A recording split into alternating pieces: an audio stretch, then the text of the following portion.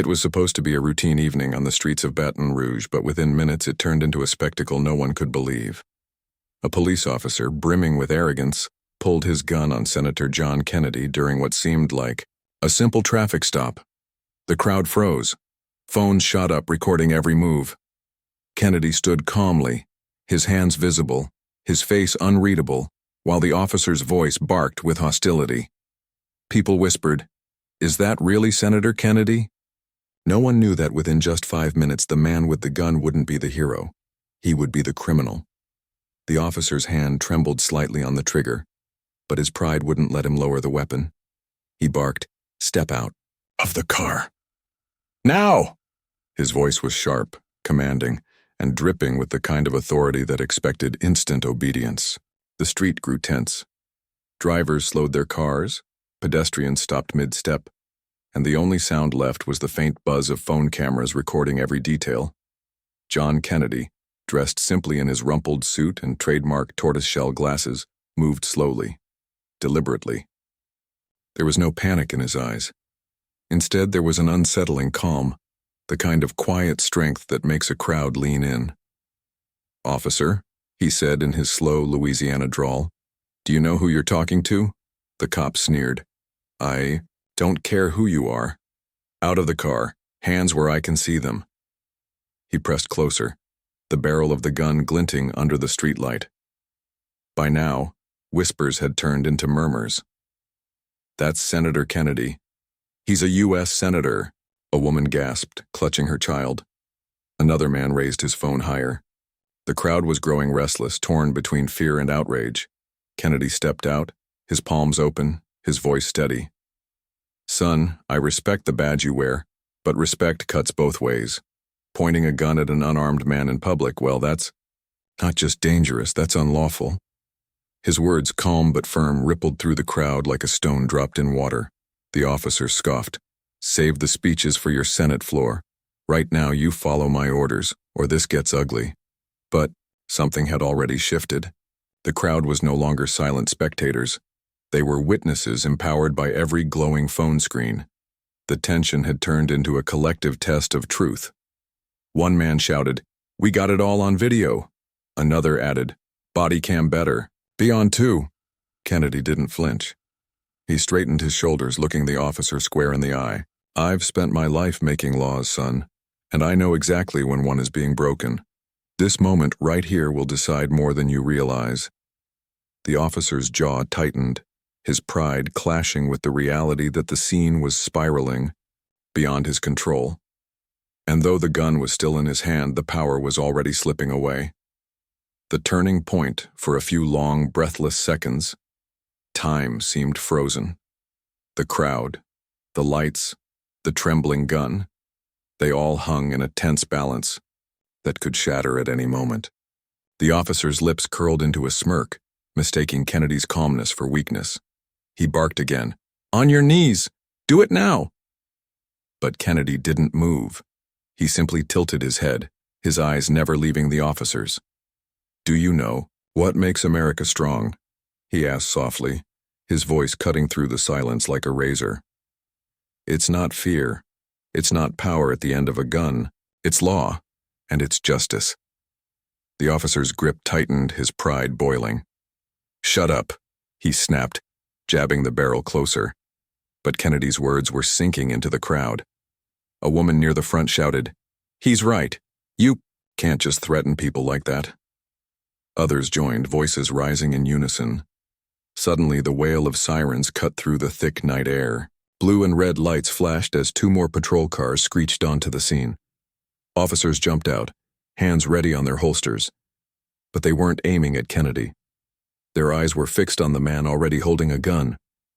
"Officer Daniels," one of them barked. "Lower your weapon now." Daniels froze, his face draining of color. He wasn't complying," he stammered. But the senior officer, a hardened man with years of authority etched into his features, wasn't buying it. He pointed to the blinking red light on Daniels' chest. "Your body cam tells the truth, and so do 24 phones out here." He gestured toward the crowd, where every camera was locked onto the unfolding drama. Kennedy raised his hands slightly, his tone steady. "I don't want trouble for this man," he said. "But accountability, that's different. The people watching deserve it." The senior officer gave a sharp nod. "Put the weapon down, Daniels. That's an order." Daniels hesitated, sweat rolling down his temple. His authority, once absolute, was collapsing in front of the very people he tried to intimidate. The crowd sensed it too. Someone yelled, "He's scared now." Another chimed in, "Arrest him already." Finally, with trembling hands, Daniels lowered the gun. But before he could even holster it, two officers moved swiftly, twisting his arms behind his back and snapping the cold steel of handcuffs around his wrists. The sound of metal closing echoed louder than any cheer. The crowd erupted. Applause, whistles, shouts of justice. An explosion of voices filled the street. People cheered not just for Kennedy, but for what had just happened. Power turned upside down. The man who abused authority now stood as a criminal under the very law he thought he owned. Kennedy exhaled slowly, the tension leaving his shoulders. He looked at Daniels, not with gloating, but with a quiet sadness. "The badge is supposed to protect, not to threaten," he said. "Maybe tonight you'll remember that." Daniels struggled, his face red with humiliation, but the handcuffs left no room for argument. He was led toward the patrol car, flashes from cameras and phones capturing every step. The senior officer turned to Kennedy. "Senator, are you all right?" Kennedy gave a small, tired smile. "I'm fine. Just glad. The law still works the way it's supposed to." He adjusted his glasses, glanced at the cheering crowd, and added, "It's not about me. It's about trust, in each other, and in justice." As Daniels was shoved into the back of a squad car, the crowd surged forward, chanting Kennedy's name. In less than 5 minutes, a story had unfolded that no one would forget. A cop pulling a gun, only to end up behind bars himself. And in the middle of it all, John Kennedy walked calmly back toward his car, a symbol of what true authority really looks like. The flashing lights bathed the street in a storm of red and blue, but it wasn't the sirens that held the people's attention. It was the sight of Officer Daniels, once swaggering, once shouting, now silent, his wrists bound by the same handcuffs he had so casually clipped to his belt each morning. The crowd pressed closer, a sea of faces illuminated by cell phone screens. Someone shouted, "Justice!" Another yelled, "This is history right here!" Laughter and cheers mixed with anger and disbelief. It was chaos, but not the destructive kind. It was the chaos of truth cracking open, spilling into the night. Kennedy stood still amid the storm, his rumpled suit and calm posture almost surreal against the frenzy. A man from the crowd stepped forward, holding his phone high. "Senator, you good?" he called out. Kennedy adjusted his glasses, giving the faintest smile. "I've been better," he said dryly, "but I'll take tonight over the alternative." The crowd roared with approval, his words spreading like wildfire through. Every recording device pointed his way. Meanwhile, Daniel struggled in the grip of two officers as they marched him toward the waiting patrol car. "This is a mistake. He was resisting," Daniel shouted, his voice cracking, but no one listened. His words fell flat against the chorus of videos already uploaded, already circulating online faster than his protests could form. The senior officer, Captain Ruiz, approached Kennedy. "Sir, I want to personally apologize on behalf of the department," he said firmly, his jaw tight. Kennedy shook his head. "It's not about me, Captain. It's about the people who watched this man think he was above the law. Tonight they needed to see the truth, and so did he." Reporters began to arrive, their vans screeching to a stop, cameras hoisted onto shoulders, microphones thrust forward. "Senator Kennedy, can you comment? Were you afraid when the gun was pulled? Do you think this represents a larger problem with law enforcement?" Questions fired like bullets, relentless, desperate for sound bites. Kennedy raised a hand, silencing them with surprising ease. His drawl was calm but sharp enough to cut through the clamor. "I wasn't afraid for myself," he said. "Fear wasn't the point. What mattered was the principle. The law is not a weapon to intimidate, it's a shield to protect. Tonight, A man forgot that. And tonight the law reminded him. The crowd erupted again, applause booming against the city buildings. A teenager near the back yelled, "Senator, you just made history." Kennedy chuckled softly, muttering to himself, "History has a funny way of showing up uninvited." Inside the patrol car, Daniel sat hunched, his face buried in his hands. The irony wasn't lost on the bystanders. 5 minutes earlier, he had been the one with power, the one holding a man's freedom at gunpoint. Now it was his freedom under question. As the police cars pulled away, Kennedy turned toward the people who remained. Hundreds now, many of whom had stayed long after. They should have been home. He stepped onto the curb, lifted his voice so all could hear. What you saw tonight wasn't about a senator or a cop. It was about every single one of you. If we let fear or pride dictate how power is used, then justice dies in the shadows. But if we hold the law accountable even when it's uncomfortable, then justice shines. There was a pause and then thunderous applause. People stomped, clapped, shouted his name. It wasn't political, it was personal. A moment where authority had been tested and the law had won. Kennedy finally returned to his car where his driver looked shaken. "Senator, should we head back to the hotel?" the driver asked nervously. Kennedy leaned against the door for a moment, gazing at the dispersing crowd. "Not yet. I want to walk a little. Clear my head." He walked slowly down the street, the cool Louisiana night brushing against his face. For the first time since the gun had been drawn, his shoulders sagged slightly. Fear hadn't shown on his face earlier, but it had been there, buried deep. And now, away from the crowd, he let out a long, tired breath. As he walked, his phone buzzed violently. Messages from colleagues, news alerts, social media notifications. Headlines blared, "Senator faces down gun, officer arrested." Power. Turned upside down in Baton Rouge.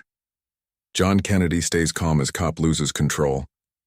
He tucked the phone back into his pocket.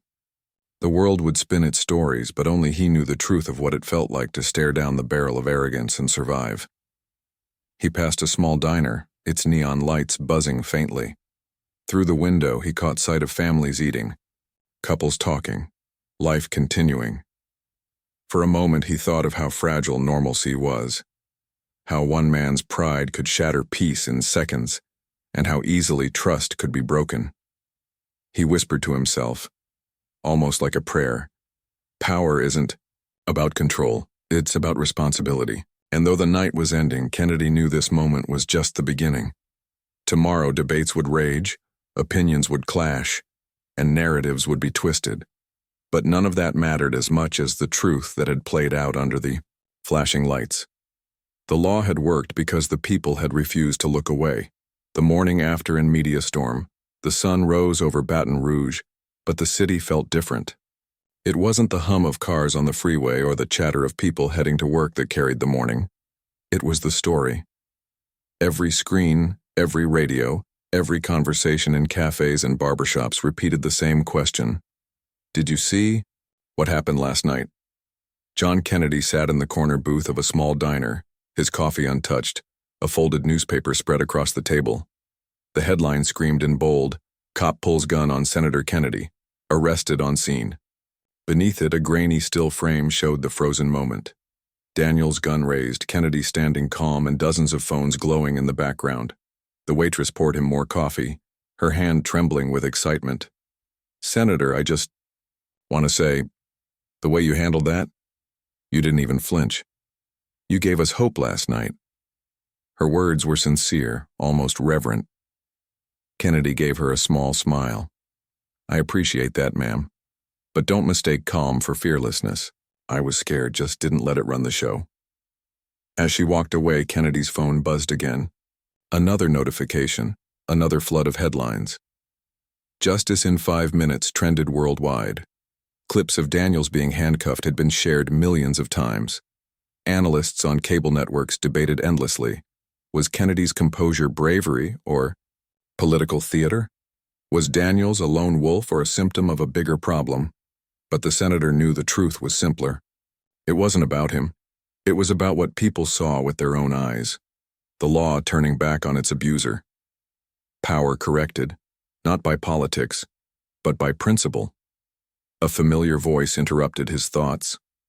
"Quite a show you gave us last night, John." It was Captain Ruiz, the senior officer who had ordered Daniel's arrest. He slid into the booth opposite, still in uniform, his expression heavy with the weight of a sleepless night. "Didn't plan for a show," Kennedy muttered, folding the paper. "Just wanted to walk away in one piece." Ruiz nodded. "You did more than that. You reminded this city that the badge doesn't excuse arrogance. I've had to suspend 3 officers this morning. Turns out Daniels wasn't the only one who thought intimidation was part of the job." Kennedy's gaze sharpened. "Good. Cleaning house isn't easy, Captain, but it's necessary." The 2 men sat in silence for a moment as the diner buzzed with conversations about last night. Then Ruiz leaned forward. "You know what worries me? Daniels will become a symbol too. Some folks will paint him as a victim, say he was just doing his job." Kennedy sighed. "Symbols are tricky, but here's the thing. Truth has a way of sticking around. You can spin it, twist it, bury it under noise, but the truth is what people felt when they saw that gun pointed at me. They knew it was wrong. That's not politics. That's instinct." Ruiz gave a slow nod. "Maybe that's why it matters, that it was you. A senator standing calm, not retaliating, not shouting, just law meeting law." Before Kennedy could reply, his phone rang again. His aide's voice crackled over the line. "Senator, CNN wants you live at 10. Fox at noon. Local. Stations are parked outside your hotel. You've become the story." Kennedy glanced at Ruiz, then back at the phone. "Tell them I'll talk, but not about me. This isn't a Kennedy show.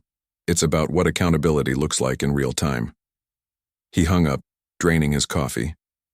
As he rose to leave, a group of young people at the counter clapped quietly.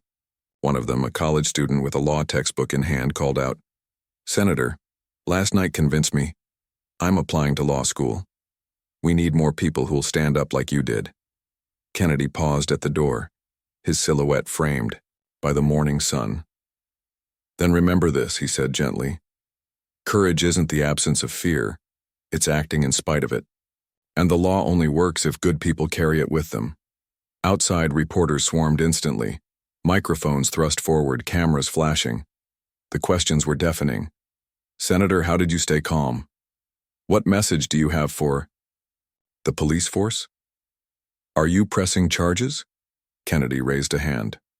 "I'll answer one question today," he said, his voice firm yet patient. "What did I feel when that gun was pointed at me? I felt the same thing every citizen feels when authority crosses the line, fear. But fear isn't the end. It's where responsibility begins, and responsibility is what keeps us free." The crowd of reporters went silent for a beat before the shutters and recorders exploded again. Kennedy moved through them without hurry, his every step now a symbol of something bigger than himself. That night's confrontation had lasted 5 minutes, but its echo would last far longer. National ripple. Effect by the following week, the incident was no longer just a Baton Rouge story. It had become a national reckoning. The video of Officer Daniels pulling a gun on Senator John Kennedy had crossed oceans, replayed on every news channel, dissected on late-night shows, and shared across millions of timelines. What had begun as a tense 5-minute standoff had grown into a symbol for something much larger. In Washington, the Capitol buzzed like a hornet's nest. Reporters packed the corridors, shoving microphones toward Kennedy as he walked between hearings. "Senator, do you believe this reflects systemic abuse of power? Will you introduce legislation after this? How has the incident changed you personally?" Kennedy, usually known for his sharp humor and folksy metaphors, chose his words carefully now. "This isn't about me," he told them. "It's about accountability. If a senator can have a gun shoved in his face without cause, imagine what happens to the people without cameras, without crowds, without witnesses. That's the conversation we should be having." His colleagues watched him differently now. Some praised his calmness under pressure, calling it presidential. Others muttered, behind closed doors, that he was milking the moment. But Kennedy knew better. He hadn't asked for this spotlight. It had been forced onto him at gunpoint. The real question was how to use it. Committee rooms filled with debates. Some lawmakers argued the footage exposed a deeper problem in law enforcement culture, demanding federal oversight. Others insisted it was just one bad apple and urged people not to generalize. Kennedy listened quietly, his mind replaying the scene. Daniel's shaking hands, the crowd's fear, the cold realization that arrogance and authority could mix into something deadly. Late one evening, Kennedy sat in his office, the city skyline glowing through the tall windows. His chief of staff placed a stack of letters on his desk. "Senator, these came in today. Thousands more are on the way. People from all over the country want to share their own stories." Kennedy opened one at random. A woman from Ohio wrote, "My brother was stopped last year and humiliated by an officer. We didn't have proof. Watching you stand calmly made me cry. Maybe now people will believe us." He set the letter down, heavy with the weight of unseen voices. The incident wasn't just a viral moment. It was a mirror reflecting countless hidden struggles. The phone buzzed. It was Captain Ruiz, Senator. "Daniels' trial is moving forward. Internal investigations are exposing other cases tied to him. He wasn't alone in his abuse." Kennedy closed his eyes, exhaling slowly. "I figured as much. Keep me updated, Captain. The truth has to go deeper than one arrest." That night, Kennedy walked the empty halls of the Capitol, the echo of his footsteps mingling with his thoughts. He remembered the fear, the sharp edge of the gun barrel, and the strange calm that had carried him through. Courage wasn't armor, he realized. It was a choice made in the middle of fear. On the Senate floor the next day, Kennedy addressed his colleagues, his voice steady, but charged with something raw. "I'm not here to villainize every man and woman who wears a badge. Many are heroes. But I am here to say this. Power unchecked is power abused, and no citizen, senator or not, should ever feel a weapon pressed against their chest without cause. That is not law. That is lawlessness." The chamber fell silent. Some nodded. Others looked away. But the message was clear. Outside, crowds, gathered daily with signs reading "Justice is accountability" and "Fear cannot be the law." Kennedy often paused among them, speaking not from a stage but face to face, shaking hands, listening to stories. He knew this wasn't a fight that could be won with one speech or one arrest. It was bigger. And as the weeks stretched on, the image of John Kennedy standing calm before a drawn gun remained etched in the national consciousness, a reminder that sometimes, in just 5 minutes, the course of a conversation can change for an entire country. Resolution and legacy months had passed since that tense night in Baton Rouge, but its echoes had not faded. What had once been a 5-minute confrontation had grown into hearings, reforms, and conversations across the nation. The viral video of Officer Daniels pointing his gun at Senator John Kennedy had become more than a news story. It had become a symbol, and symbols, Kennedy knew, carry weight long after headlines vanish. One cool autumn morning, Kennedy stood outside the newly established Center for Law and Accountability in Louisiana, a community initiative he had championed after the incident. Reporters clustered nearby, their cameras ready. But this event was not about them. It was about the families gathered around him, ordinary citizens who had experienced moments where power had gone unchecked, people who rarely had their voices heard.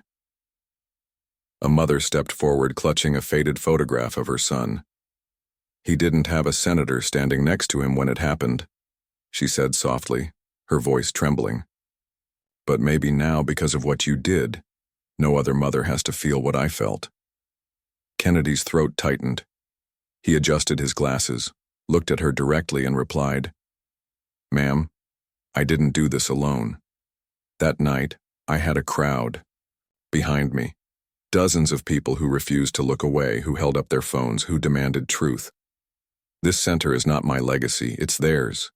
It's yours. It belongs to every person who believes justice should serve the people, not scare them." The applause that followed wasn't loud or frenzied. It was steady, heartfelt, the kind that carries more power than any cheer at a rally. Inside the center, young law students sat shoulder to shoulder with police cadets, listening to lectures about accountability, ethics, and the responsibilities of authority. Kennedy watched them through the glass for a long moment. He thought back to the words he had spoken that night to Daniels. The badge is supposed to protect, not to threaten. Here, those words were being transformed into practice, into training, into change. Nationally, the ripples continued. The Senate had passed bipartisan legislation requiring stricter oversight of body cameras and harsher penalties for misuse of authority. Civil rights groups used the footage as evidence in lawsuits. Even police departments resistant to reform had begun hosting Kennedy trainings, a nickname given to new accountability workshops sparked by the incident. But for Kennedy, the legacy wasn't just in the laws or the policies. It was in the stories he heard every day. Letters poured in from teachers, veterans, single parents, and students. One teenager from Chicago wrote, "When I saw you stand there calm, I realized courage doesn't mean you're not afraid. It means you don't let fear win. I want to live like that." Late one evening, Kennedy sat alone in his study, the lights low, his desk cluttered with letters and reports. He picked up the worn photo he always kept close, the one of his younger self with Miss Clara, the music teacher who had once given him a banjo and told him that his voice could lift people up. He traced the edges of the picture, remembering her words. She had been right, but he never imagined that his voice would be tested in such a way, under the barrel of a gun with the whole world watching. He whispered into the quiet, "Courage is being afraid, and standing anyway." At that moment, his phone buzzed. It was a video sent by a supporter, a clip from a high school civics class in Texas.